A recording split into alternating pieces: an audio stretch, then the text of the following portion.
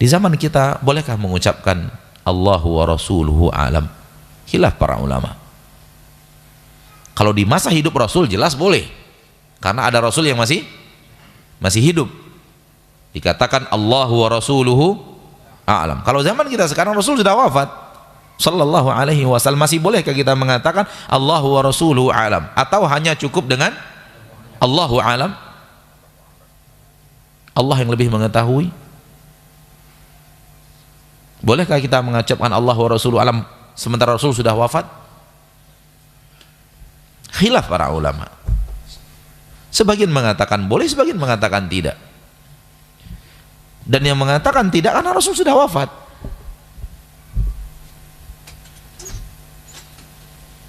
Dan yang mengatakan boleh, mengatakan khusus bab syariat boleh. Khusus apa? Bab syariat boleh. Selain bab syariat nggak boleh. Bab syariat maksudnya tentang ilmu agama. Nggak tahu kita tentang jawaban sebuah ilmu, ditanyakan kepada kita tentang ilmu agama, nggak tahu kita jawabannya, ilmu agama, boleh kita mengatakan Allahu wa rasuluhu a'lam. Karena memang bab agama, bab syariat, Rasul yang paling tahu. Ilmu tentang syariat nggak ada yang lebih tahu dari Rasul, baik Rasul ketika hidup atau setelah wafat. Nggak ada yang lebih tahu selebih daripada Rasul. Maka tidak salah mengatakan Allah wa rasuluhu alam khusus bab ilmu syariat. Wallahu a'lam. Lalu berkata Nabi SAW menerangkan haqqullahi 'alal ibad an ya'buduhu wa la yusyriku bihi syai'a. Hak Allah dari hamba itu beribadah kepada Allah saja dan tidak menyekutukan Dia dengan siapapun. Itu dia tauhid.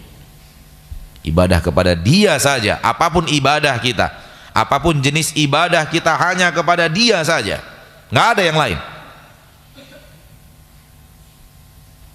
Yang lain tidak ada dalam rumus hidup seorang hamba. Kalau dalam ibadah, Allah satu-satunya, tak ada yang lain. Allah satu-satunya, tak ada yang lain. Allah satu-satunya, tak ada yang lain. Dan ini pekerjaan mudah bila diucapkan saja, namun ketika pengamalan rumit. Gak mudah bagi kita ya akhi untuk setiap ibadah Allah saja, nggak ada yang lain, Allah saja nggak ada yang lain, Allah saja nggak ada yang lain. Nggak mudah. Namun barang siapa yang berhasil menjalankan itu, kata Nabi SAW, maka untuk dia adalah alla yu'adziba man la yusyriku bihi syai'a. Allah tidak akan azab hamba yang tidak menyekutukan Dia dengan sesuatu apapun. Kalau berhasil menjalankan itu, Allah berjanji tidak akan mengazab dan Allah tidak akan ingkar janji.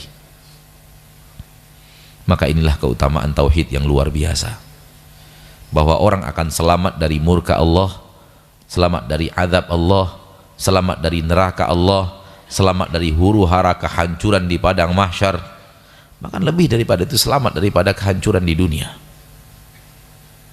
Nah, dan ketika Rasul kita tercinta sallallahu alaihi wasallam menyampaikan ini kepada Muaz berkata, ini kabar gembira yang besar. Kenapa saya tidak berikan kabar gembira ini kepada orang lain ya Rasulullah, kepada manusia? Kata Rasulullah, jangan sampai mereka bertelekan dengan kabar gembira ini kemudian meninggalkan amal.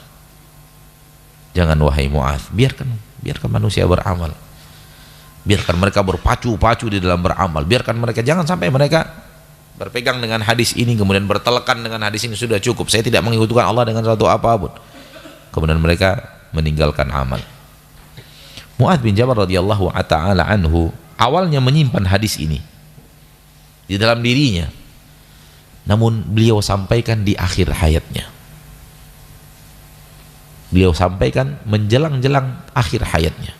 Ini yang disebutkan oleh para ulama tentang hadis ini, bahwa Muaz bin Jabal radhiyallahu taala anhu tidak dari awal-awal membicarakan hadis ini kepada orang lain, namun berkecamuk terus di dirinya, sampaikan enggak, sampaikan enggak, sampaikan enggak. Ini ilmu yang luar biasa. Ini ilmu yang luar biasa, sampaikan apa tidak, Apakah ini termasuk salah menyembunyikan ilmu? Ya. Akhirnya beliau menyampaikan di akhir hayatnya takut dosa. Ada ilmu besar yang beliau dapat dari Nabi Muhammad yang belum beliau sampaikan kepada manusia.